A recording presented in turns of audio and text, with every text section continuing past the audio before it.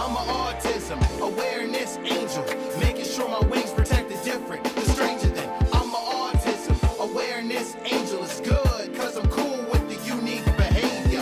I'm an autism awareness angel. Will you accept me? Cause I accept you. I'm an autism awareness angel, cause a view from the spectrum is a better point of view.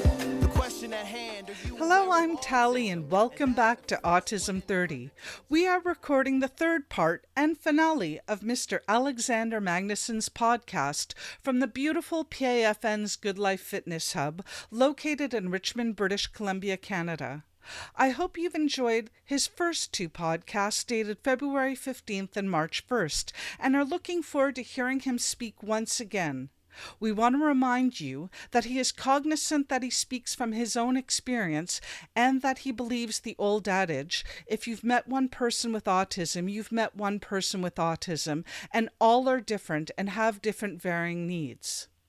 Before the podcast starts, we also want to remind you of two items. The first is if you have questions that you would like answered from our parent panel, please send them in by going to our website at autism30.com and click the word contact. You never know, you may hear your question answered on air. The second, if you would like to receive our monthly newsletter, letting you know about the information from our past podcast guests and events for that month, go to our website at autism30.com and go down to the bottom of that page and click the word subscribed. Don't forget you can unsubscribe at any time.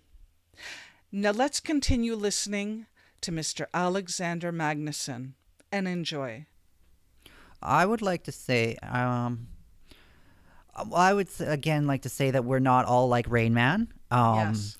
We are not movie characters. There are some, I know that people really like watching The Good Doctor. I've only seen a few episodes, so I can't really inform my opinion as well as I should watch the whole thing before I, say it all. But, I think in the media, they're trying to normalize autism in the sense that it's just another character, I know that I've watched The Big Bang Theory and with Sheldon Cooper. Yes. He's funny, and it's... They weren't going at first. They weren't going to make him have autism, and they said that no, he doesn't have autism. But I would beg to differ. That I would say he definitely has autism. Well, I think I saw him in an interview and said the show doesn't have me diagnosed as having autism. However, I read a book on Asperger's autism, and he said my character is the closest thing to this book possible. I think that's what. Yeah, absolutely. I would definitely say he definitely has autism, and. I think that getting more documentaries out there of, maybe not the autism as the most extremes, because they in movies, they dramatize it, right? They want to make good TV, which I understand. Being a reality TV fan, the drama is, I'm understanding it more and more when I watch it. Yes. I think there needs to be more, informational things out there, but not just here's how special we are, but more or less here's how typical, we can be, and we like normal things too, and we like, video games, we love, girls, we love all sorts of stuff. Yes, and historical discrimination also. So what are your thoughts about ableism? I think that everyone is capable in their own way, and that judging people on disability, race, gender, all of that stuff is really just wrong, because everyone has skills. Every person with autism, with any disability, with anything is very capable in their own way, and maybe they haven't seen it, but it does not mean it's not there. Absolutely, and I'm really happy that you mentioned that, because from my opinion, everybody has their own special gift to the world, whatever that is. Absolutely. And it would be really unfortunate because of some preconceived stereotype inaccuracies in their own mind that they discriminate against members of our community and, like you said, anyone else. Yeah, because and it's hard because you can never compare, because you got people with autism.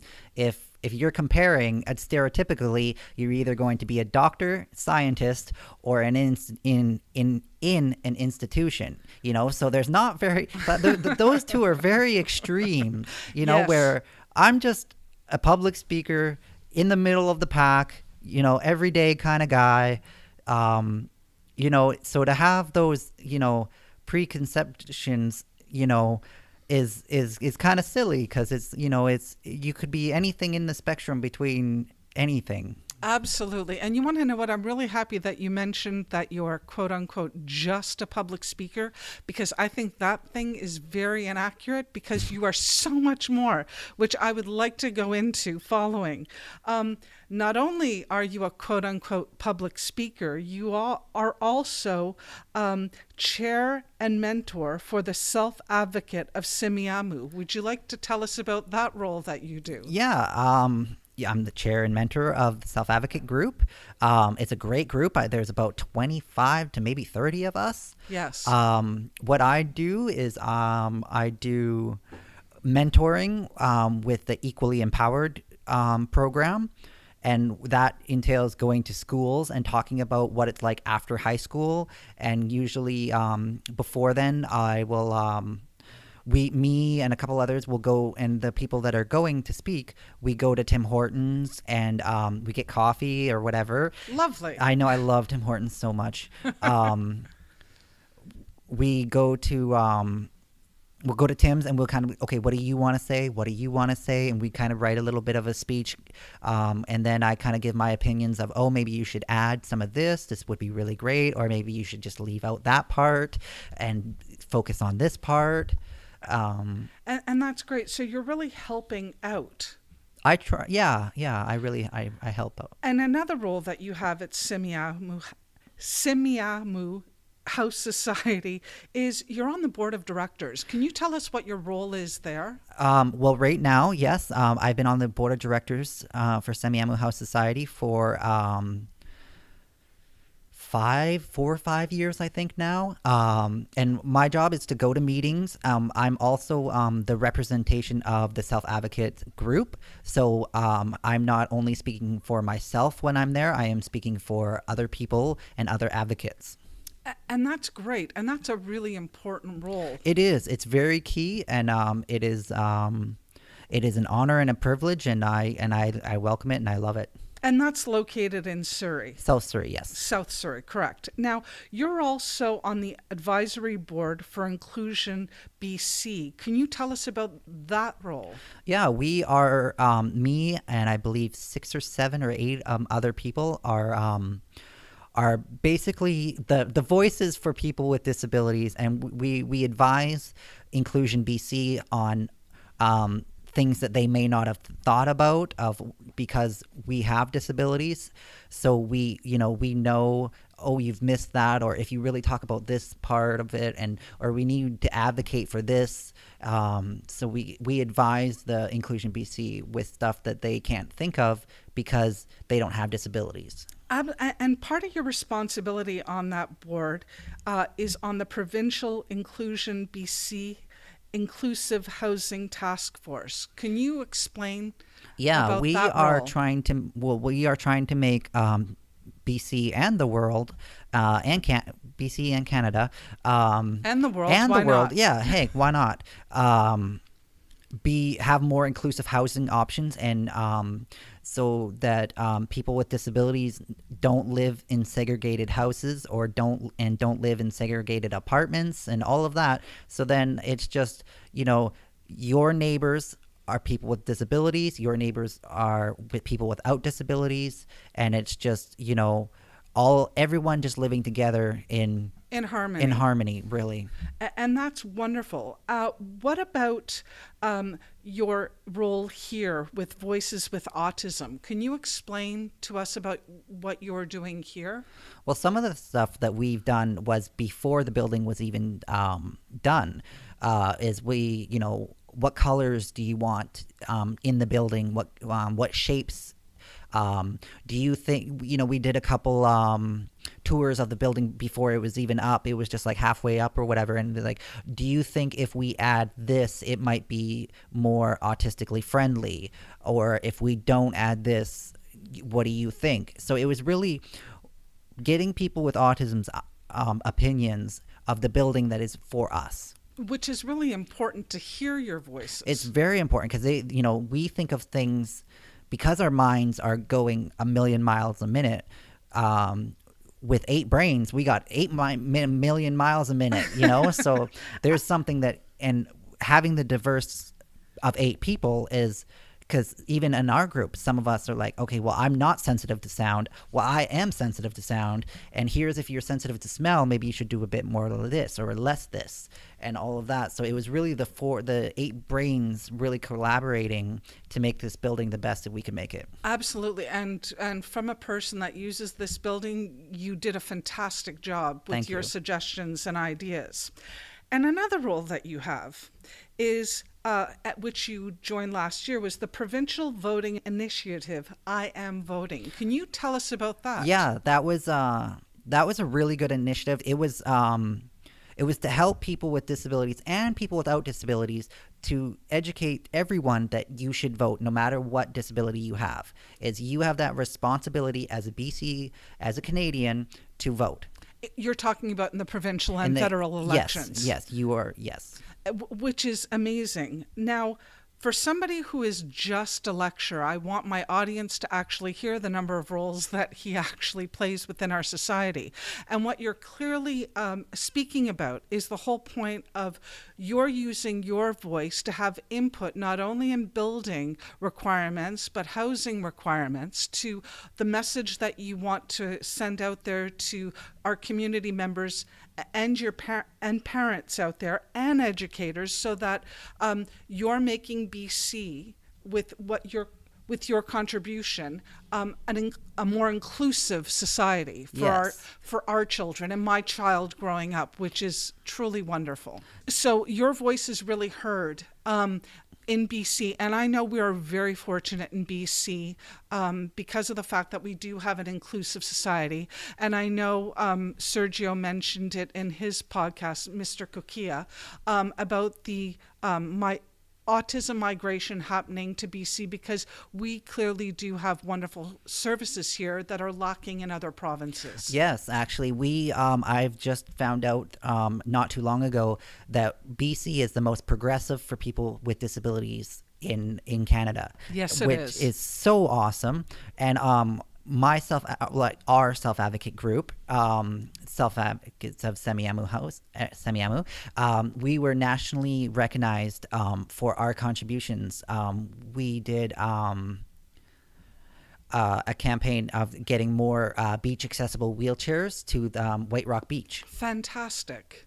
And in 2016, me and 120 other people with disabilities went to Ottawa and helped plan new planned accessible legislation. Which is fantastic, and that's a lovely work, because not only are you helping the disability community within Canada, personally, you're helping people like my son, who will have a much easier time when he becomes your age. So thank you for that. Oh, no problem. It's fun. You've done various talks in the media, TEDx, newspaper articles, this podcast. You publicly speak everywhere. Why do you believe it's important to get your voice out there? Because every voice matters, and my voice matters just like everyone else's. I think, and like you were saying, is, your kid's going to grow up, your son's going to grow up. Lots of people, little 5-year-old kids with autism, they're going to grow up, and I want the world, their world and the world, to be more inclusive and more inviting and more understanding. And we thank you for that. And if someone, a group, would like to hire you to be a public speaker, and I would highly recommend that they do, what's the process? Well, the process would be emailing me.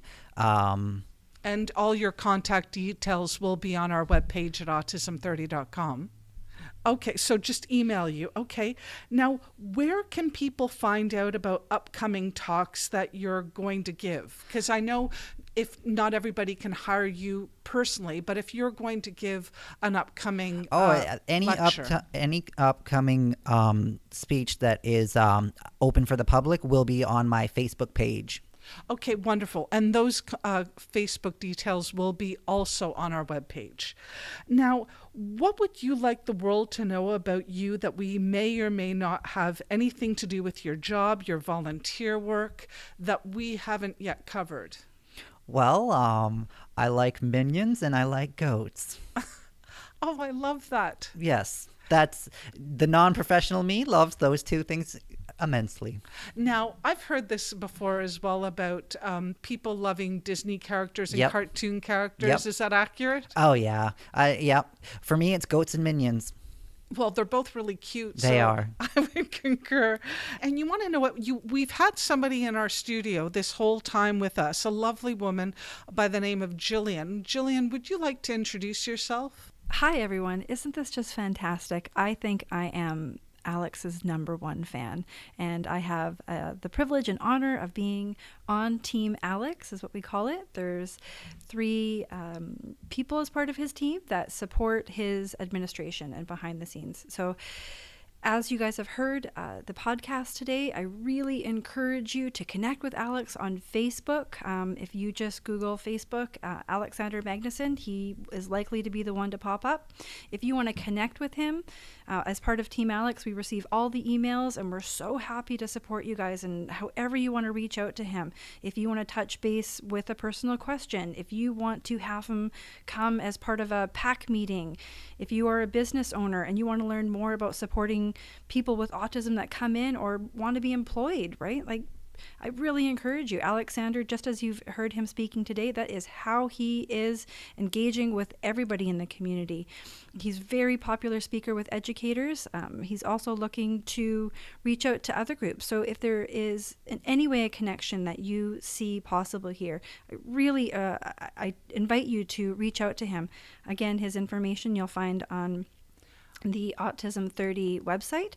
It is teamalexm@outlook.com. Again, all that information will be available on the website. So And- I really...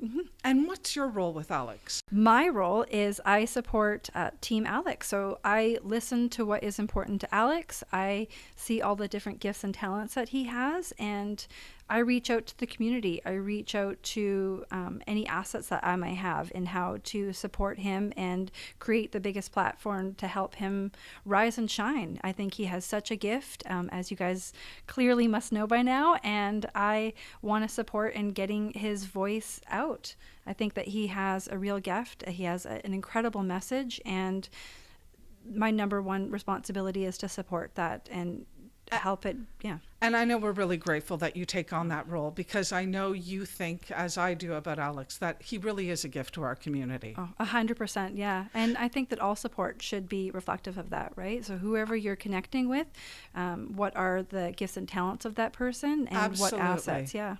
And what are Alex's presentations about, and why are they so valuable?